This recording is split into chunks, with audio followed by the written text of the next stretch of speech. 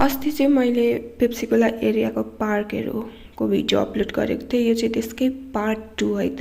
अरूको कम्पेरिजनमा यो पार्क चाहिँ अलिकति ठुलो छ अनि एकदम हरियाली पनि छ, राम्रो पनि छ अनि बच्चाहरूले खेल्ने ठाउँ पनि छ, एक्सर्साइज गर्ने ठाउँ पनि छ। अनि अर्को चाहिँ सानो चिटिक्क परेको पार्क छ, यसमा चाहिँ बस्ने रिफ्रेस हुने, बच्चाहरूलाई ल्याएर यसो डुलाउने त्यति हो।